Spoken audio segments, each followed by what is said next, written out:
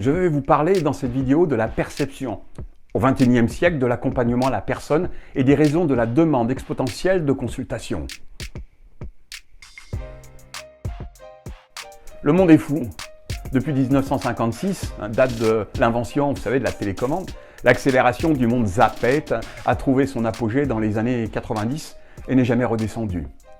Tout doit aller très vite, très vite. Et si ce n'est pas le cas, l'homme change de chaîne et passe à autre chose. L'humanité accélère dans sa société et tourne comme une toupie. La synergie engendrée par la modernisation affole la biologie humaine. La science avance à pas de géant et la fiction devient rapidement réalité. Les sciences dites parallèles, les métaphysiques, montrées du doigt, passent dans la lumière, entraînées par les découvertes récentes de la physique quantique. Le monde du tout est vibration secoue la science et donne une autre vision de notre structure biologique et cognitive. Le boson de Higgs, rappelez-vous, prix Nobel de médecine en février 2013, prouve que toute notre existence perçue par l'œil ou non, c'est relié. Le vide n'existant pas, les ondes cérébrales électriques émettent des vibrations en direction des récepteurs de nos neurones. Les ondes du micro-ondes, par exemple, sont aussi des vibrations, la pollution atmosphérique, sonore. Tout ça transforme l'être vivant sans qu'ils s'en aperçoivent.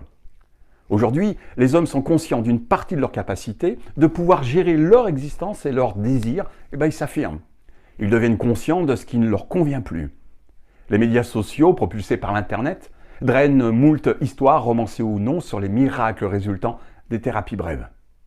Descartes serait aujourd'hui éberlué de réaliser scientifiquement que le corps dépend de l'esprit, l'âme, l'intelligence, nommez-le comme vous le désirez.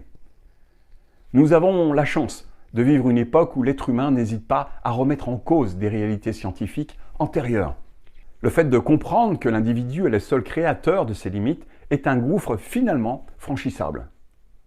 De nouvelles maladies voient le jour et la structuration des ordres scientifiques et psychologiques doit s'organiser rapidement. Les pathologies s'enchaînent et le moindre changement de comportement physique ou psychique est analysé, répertorié, nommé et référencé. Il faut aller vite et il n'est plus question d'attendre et de voir une apparition bénigne disparaître aussi rapidement qu'elle est apparue. La réponse doit être ici et maintenant. Tout doit aller vite, être détecté rapidement et résolu dans la foulée. Le fait de nommer un trouble devient un soulagement, quelle que soit la gravité.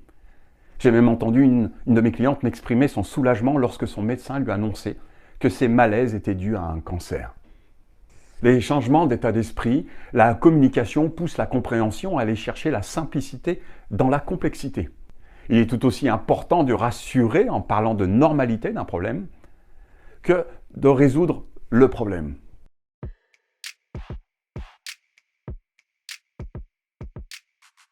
La clientèle a très souvent déjà essayé de grands noms de thérapeutes, médecins traditionnels, psychologues, acupuncteurs, sophrologues et bien d'autres thérapies parallèles.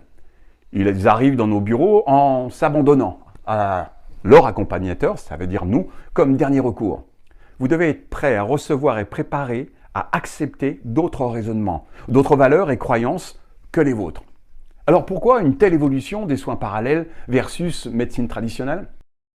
Comment se retrouver parmi toutes les offres de formation, les tarifs, les associations, les assurances, le marketing, les difficultés rencontrées et comment être sérieux dans son activité ?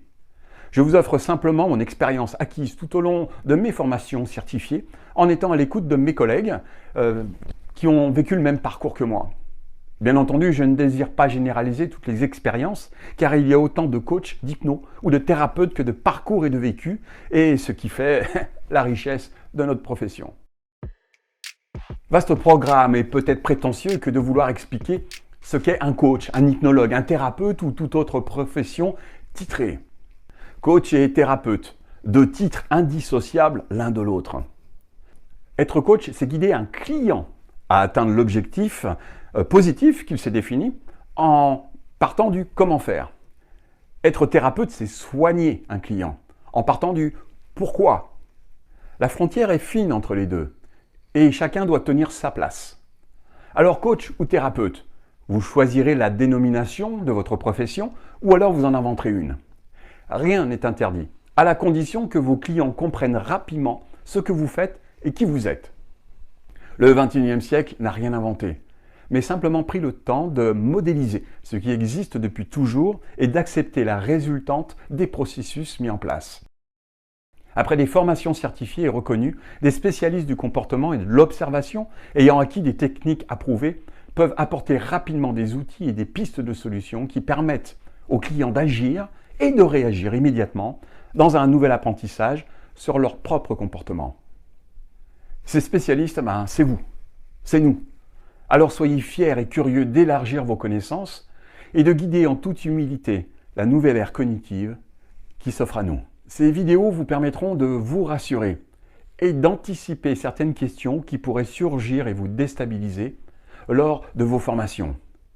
Je vous livre ces commentaires sans aucun jugement, simplement un échange d'expériences et de résonances partagées régulièrement avec mes élèves et mes clients. Alors retrouvez-moi dans la vidéo suivante où nous parlerons du choix des spécialités qui s'offrent à vous.